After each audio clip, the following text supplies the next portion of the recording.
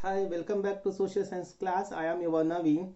In previous class, I was discussing more on railways, and I discussed the what is the difference between the railways and roadways, and one more thing we are discussing here on the land transport, that is none other than pipeline. Pipeline transport network is the new mode of transport and these days. In the past, what we are using pipelines. In the past, you are using pipelines only for the transport of water, that is mainly for cities and in industry. Now these are used for the transporting crude oil, petroleum products and natural gas from oil and natural gas fields to refineries, fertilizer factories and big thermal power plants. Soldier can also transport it through the pipeline when converted into salary. Moving forward, we can see what are the merits and demerits of pipelines. Merits, we can say, are advantageous, useful in transporting liquids and solid slurry from far away location. Subsequently, running cost after laying down the network are minimal. It rules out the transportations, losses and delay. What are the demerits? We can see initially cost of laying pipelines are is very heavy. Pipelines can burst or can leakage, leading to the wastage of valuable resources like water, mineral, oil, etc. This is about our land transport. And moving towards to, we are going with the waterways. See, when we are saying the waterways, it is not a new thing for us. In the ancient time also, we are having a seafaring countries, that is Indian and other than the India has inland navigation waterways of 14,500 km in length. Out of these, only 5,685 km are navigable and merchandise vessel. Actually, in this one we can say Ganga river between Allahabad and Haldia, that is we can say as a 1,620 kilometers. That is the number one. This one, the Brahmaputra river between the Sadia and Dubri, that is 892 kilometer, number 2. West Coast Canal in Kerala, that is Kottapuram to Kollam, Unaganda and Champakara canals, that is 205 kilometers, number 3. And number 4 is a specified stretch. Godavari Krishna lies along with the Kakimada Puducherry stretch of canals, 1078 kilometers. And number 5 we can say as here, that is specified stretches river Brahmani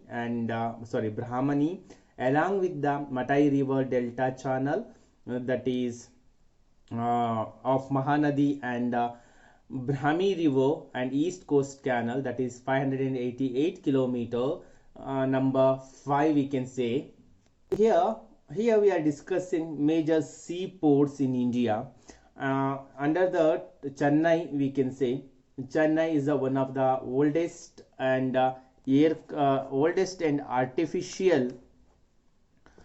artificial port of the country. It is ranked next to Mumbai in terms of volume of trade and cargo. Visakhapatnam is there. It is the deepest landlocked and well protected port. This port was originally conceived as an outlet for the iron ore export. Paradeep, it is located in Odisha and specialized in the export of iron ore. Kolkata, it is an inland refinery port. This port serves a large and rich hinterland of Ganga Brahmaputra basin. Being a deepest, it requires constant dredging of the Hooghly.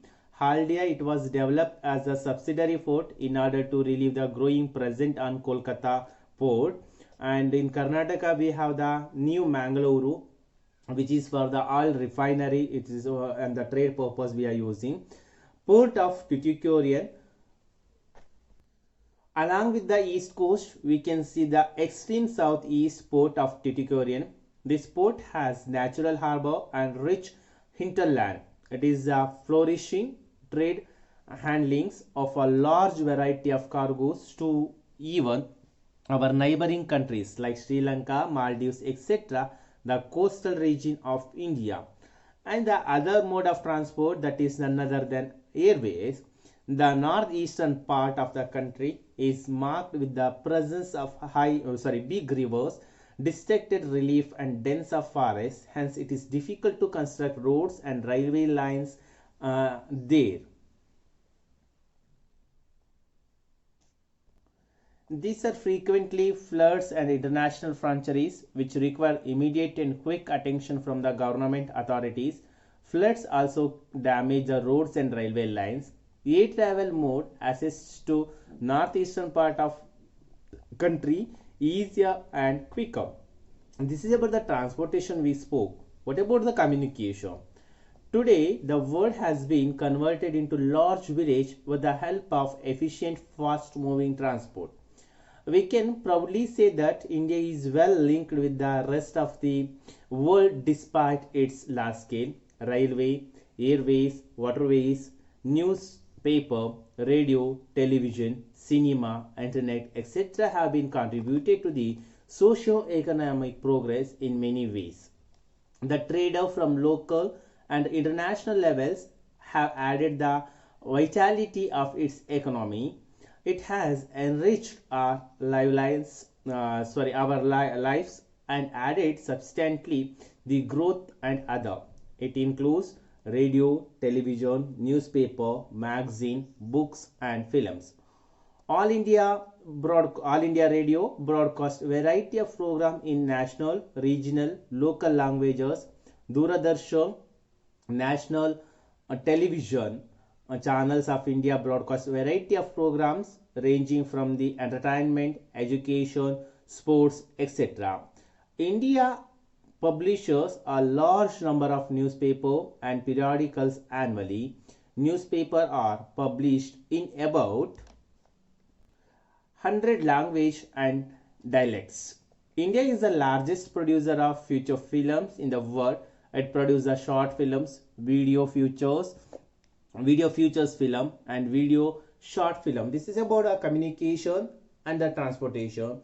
In upcoming class, I am going to deal you of the international trade and tourism as a trade. Thank you for watching video. Stay tuned to GJS. Have a great day ahead.